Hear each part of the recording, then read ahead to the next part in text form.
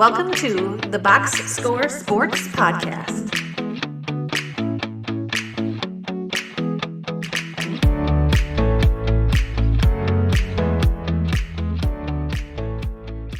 Okay, let's talk about the Warriors. So we left off with the Warriors who finished 49-33 last year.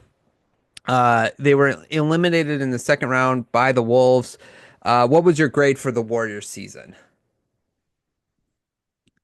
I gave him an A minus. Oh, I okay. think I was a little lower on them, I believe, but especially the way it ended ugly because Steph Curry got hurt.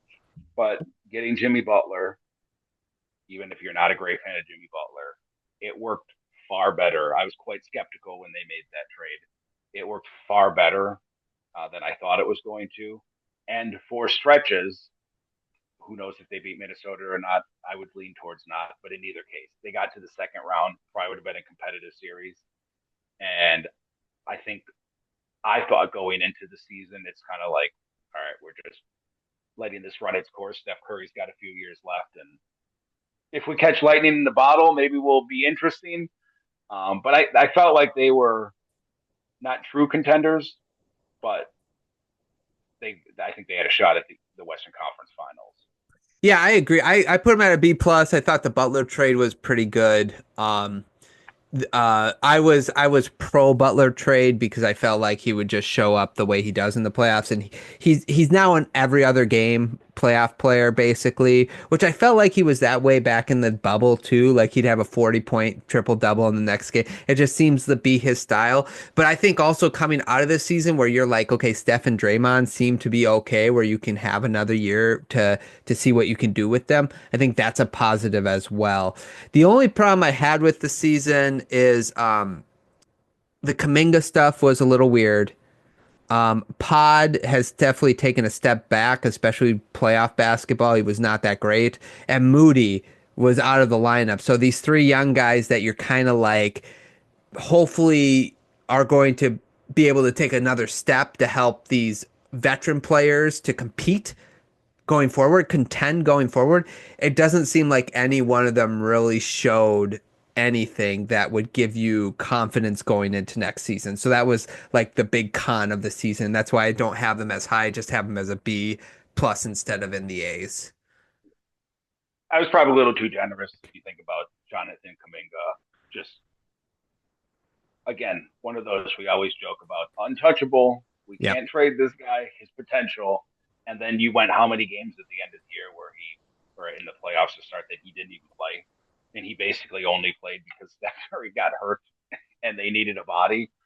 So that as a Warriors fan, that has to be extremely disappointing to go kind of luck into getting the top three pick and all these picks, and you ended up with Wiseman, Kaminga, and Moody. And Moody showed some this year, like he was going to play, but when it really counted, he really couldn't. And Kaminga seems to just be in the perpetual Steve Kerr doesn't like you doghouse, and that's probably putting constraints on the future of the team.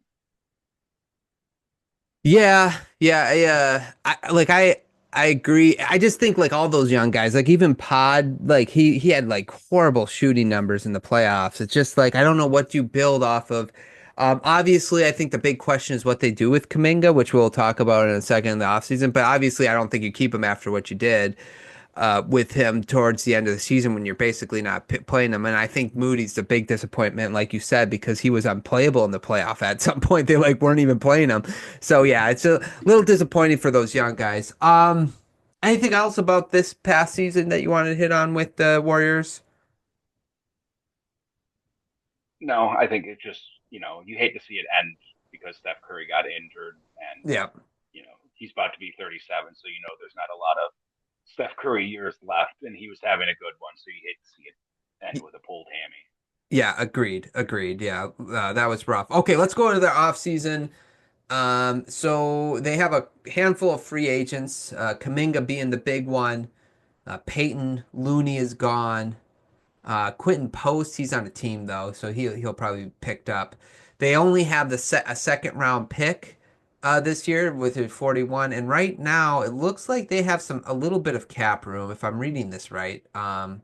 Projected salary 171 million and the threshold's 187. I don't know if that's right or not, but that's what it's telling me here. What do you think of their offseason? They're in a pickle. Like, Hmm. I know they technically have a little cap space, but they basically have what, five guys on the team, Yeah, or like correct. six or seven guys on the team. Like if you pick up, the option of Quentin Post, which they will, or Guy Santos, like they'll pick those guys up because it's cheap and they need the bodies. But I mean, it's hard. You're paying Curry almost 60 mil next year, 50, just over 54 for Jimmy Butler. Like, there's not a lot of options on the table. This was one of the hardest off seasons when you're going through because there's very little that I feel that they could, without pulling a rabbit out of the hat, like we're come up with something like, oh, what can they do to be considerably better than what we just saw? And their options are so limited. Yeah, their biggest piece is going to be Kuminga because they can sign and trade Kuminga, and I think that's where I looked up online. I guess he's expected to get like 30, right? So that could get you another solid rotation player, but I think they're going to wind up really relying on Moody and Pod again going into next season, and hopefully they'll take another step.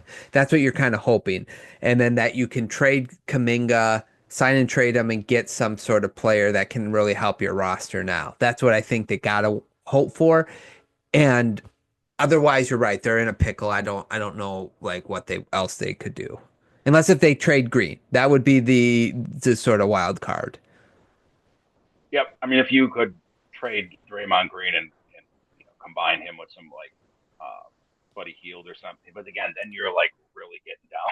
Yeah, Then you're you're getting down to like, and if you're the Warriors, if you combine salaries or if you sign and trade, then you're hard capped at the first apron, which when you have Gary Payton, Looney, um, when you have these free agents, all right, then you have to hope that they're coming back on minimums to fit all these guys under it. So it's just a tough situation. The Warriors have a good front office, so maybe they'll come up with something. But it all depends on either trading Kaminga or hoping that he doesn't get a crazy offer and you can bring him back for 20 or 25 million and trade him in season maybe. But the Nets, there's a couple teams that seem like they're willing to open up their pocketbooks for him. yeah, yeah, agreed. What's your long shot for the Warriors?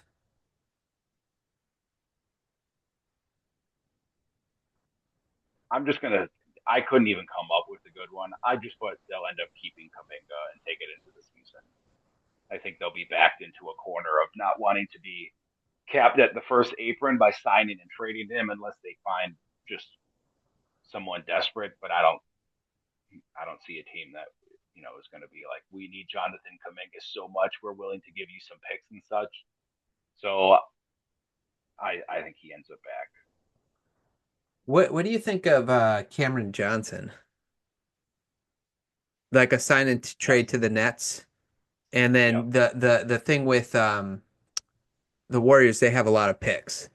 And you might be able to convince the Nets that in like, okay, well, you see how Steph is doing, you see how Draymond, they're getting older, Butler in 2028 and 2030, our first round picks or 2031, our first round picks are going to be really valuable.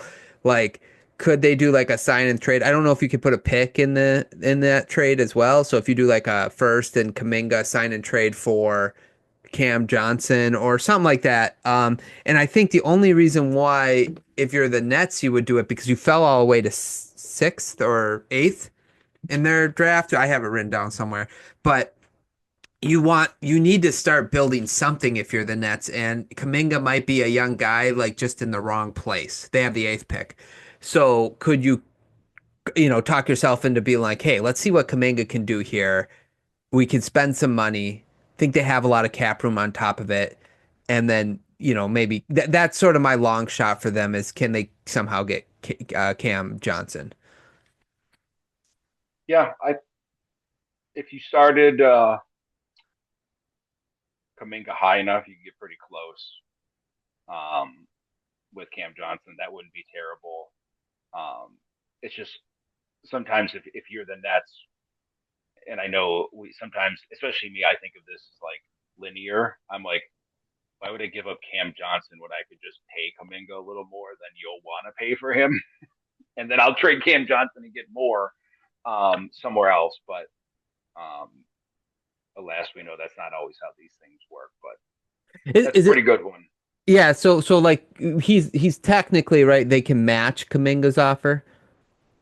Yes. So that would be and then if they could get a pick out of it too, maybe you would be willing to take that, sort of like hit because they're taking a risk taking Kuminga because they don't know if he's going to be good or not. Yeah. So that would be, I guess, the I don't know. That would be the reason why the Nets might do it. Hey, we could get a first round pick and we get to take a chance on this guy. That would be, I guess. And if you're the Warriors, Johnson's a way better fit to what you want to do than Kuminga. So, right. Okay. Anything else on the Warriors? I don't think so. Okay, let's move on to our next team. Thanks so much for watching this clip of the Box Score Sports podcast. I hope you guys enjoyed. If you haven't yet, please subscribe to our channel. Follow us on Instagram and Twitter or X. And we'll talk to you guys real soon. See ya.